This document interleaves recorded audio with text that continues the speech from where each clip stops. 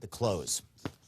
And this is the section when you actually ask for the order. And I will tell you something very, very ironic here is that when I train sales forces, what I find very often is that salesmen who are not doing well, they don't ask for the order very much at all. Sometimes not at all. How many times do you ask for the order? It's not once. It might be 3, 4, 5, or 6 times, done in a very elegant way and accompanied by a tone of reasonableness and sincerity, not of, give me one shot, you won't be sorry. It'll be like, give me one shot and believe me, you will not be sorry. Sound fair enough? That's more of a tonal pattern that you would find in a close. Let me just, this is in the straight line system itself, just so you understand for building a script at the end. Typically what you're doing is that when you're done creating your case and you're looping into your actual close, a typical language pattern for a close would be along the lines of, and give me one shot and believe me. If I'm even half right, the only problem you'll have is I didn't call you 6 months ago and get you started then. Sound fair enough? Now, there are actually 3 tonal patterns in that close. I'll tell you what they are. Number 1 is a tone of absolute certainty, which is just give me one shot and believe me. If I'm even half right, that's certainty. Then you transition from certainty into sincerity, which would be the only problem you'll have is I didn't call you 6 months ago. Not the only problem you'll have is I didn't call you. That's not sincerity. Sincerity is calm, it's low key, it's the only problem you'll have is I didn't call you 6 months ago and get you started then. Sound fair enough?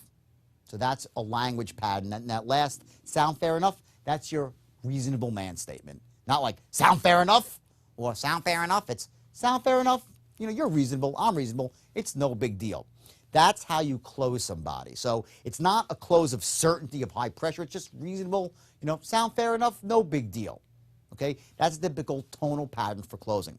So let me now go through the actual language patterns themselves. Just to give you an example for a language pattern for an opening and the body and the close. Just to give you an example here that you can take and use it along with your manual that you're getting here that will allow you to write your scripts very, very effectively and in not that much time. Because the goal is not just for you to write a great script, but also to save time, because time is money. So to give you some shortcuts into writing effective scripts. So let's start like this, okay? In the opening, okay, one of the languages, I'm going to give you a couple here. I don't want to overwhelm you because you can get this all in the manual, but let me just give you one basic language pattern, okay? And this is when you introduce yourself, you say, how's it going today? And you have enthusiastic and you sound good and you get people keyed into your voice, okay? The one pattern I want to talk about is what the reason for your call is, okay? Now listen to me very closely at the tone of my voice. I say, and they say, you say, how you going today? They say, great. You say, great. Well, the reason for the call today is we're reaching out to people in your area, whatever it is you're selling, right? We've been contacting homeowners in your area or contacting people on our list, right? So you say, well, the reason for the call today is we're reaching out to people in your area, right? That's a reason why. Now, remember, there's got to be a reason why you called the person. It can't be, I just called you out of the blue. It's the reason for the call. I didn't call you yesterday. I didn't call you tomorrow. I called you now, so there's a reason attached to it. That's called a justifier.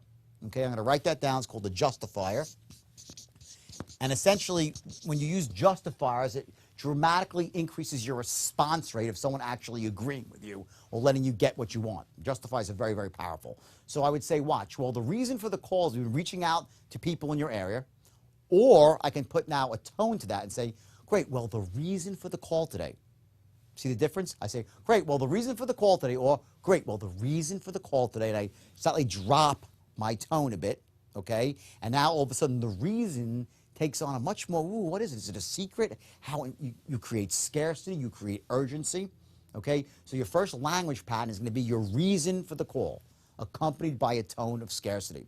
And when you go to the into the workbook, you'll notice that section there where I talk about the reason why you're calling it your first justifier.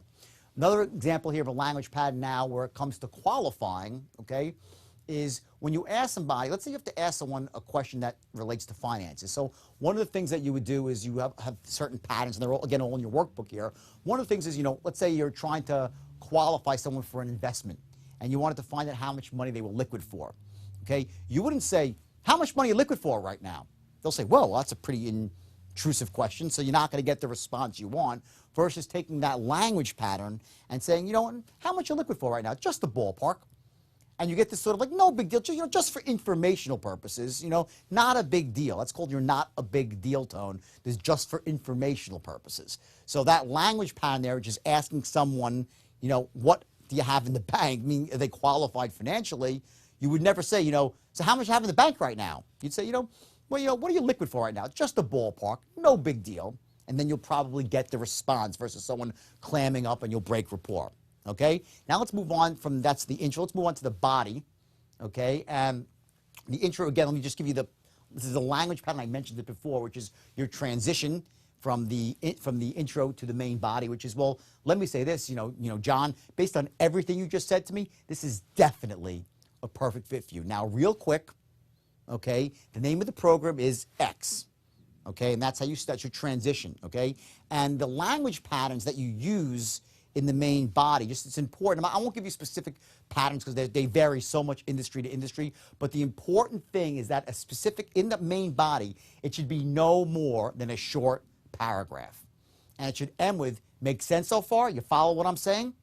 Okay, if you go on and on, if a pattern in the main body is 3 or 4 paragraphs, you lose the people. So each bite-sized chunk of information must be benefit-oriented, right? Not feature-oriented, benefit-oriented. And it should end with, are you following? Make sense so far? And he says, yeah. You say, okay, great. You don't just, if he says yes, you don't keep plowing on. You say, okay, great. And make sure that your tone, again, is one of absolute certainty. So if he says, yeah, it's good, you don't say, great, like Tony the Tiger, but you'd say, great. You're going a little bit above him. And again, what you're doing is you're leading him along into a place of absolute certainty. Okay?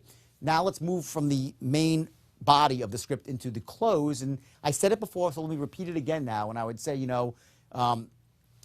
here's one pattern that's very powerful. Let me backtrack for a second, okay? One pattern is now, getting started is very simple. It's just a question of some basic information to get the account set up, and then we handle everything else for you. Now that, depending on what industry you're in, is a very, very potent closing mechanism that essentially it's no big deal to get started. Remember, and this is a very important psychological trigger, is that people are always running this equation. Watch what it is. They have an equation of, is effort in to benefit out. How much effort do they have to put in? How much risk do they have to put in? And how many benefits are they going to get from their effort? What you're doing with your language pattern, and it must also be congruent with your tone. So in other words, if you say to someone, now getting started is very, very simple. They'll be like, what the hell is that? You say, now getting started, very simple. Just a question of some basic information to get the account set up, and we handle everything else for you.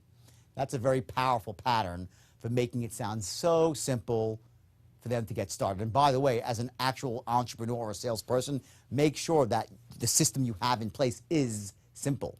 Because you wouldn't want to say that if it was very complicated. But the idea is, this is part of your actual operations and your marketing, is to make sure that you make it very, very easy for your clients to say yes. It shouldn't be that they have to say yes and then jump through 45 hoops. Now, obviously some situations, if there's banking stuff involved and mortgages, yeah, there are some hoops that need to be jumped through.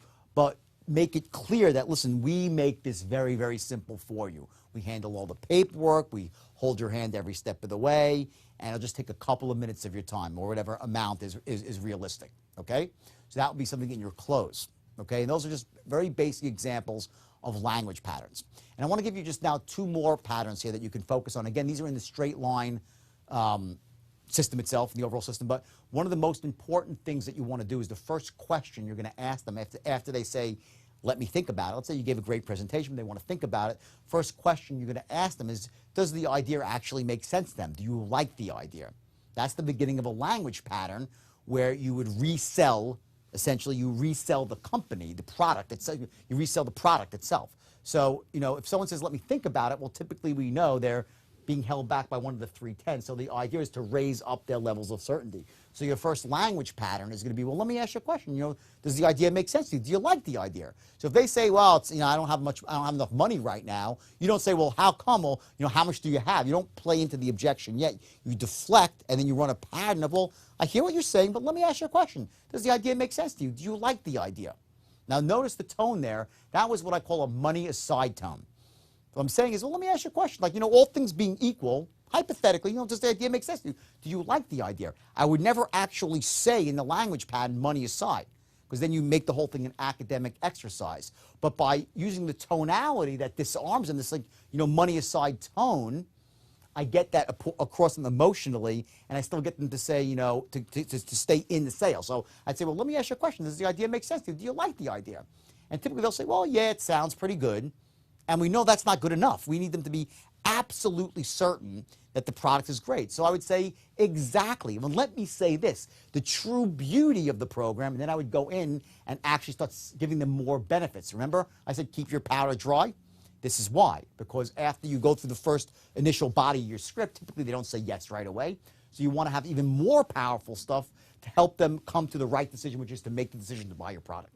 Okay? So that's your next language pattern. And the last pattern I want to go through very quickly here is this sort of, I call it the rich man, poor man pattern. And what that really means is you say to someone like, what's the worst that can possibly happen? Let's say I'm wrong, okay, and my product is not everything that I say it is, okay?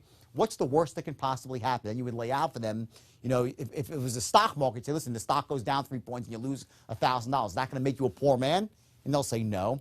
And then you say on the upside, even if I'm right and it does go up 20 points, right, and you make 3,000 or 4,000, that's not going to make you a rich man either. And they'll say no. You say exactly. But what it will do is serve as a benchmark for future business.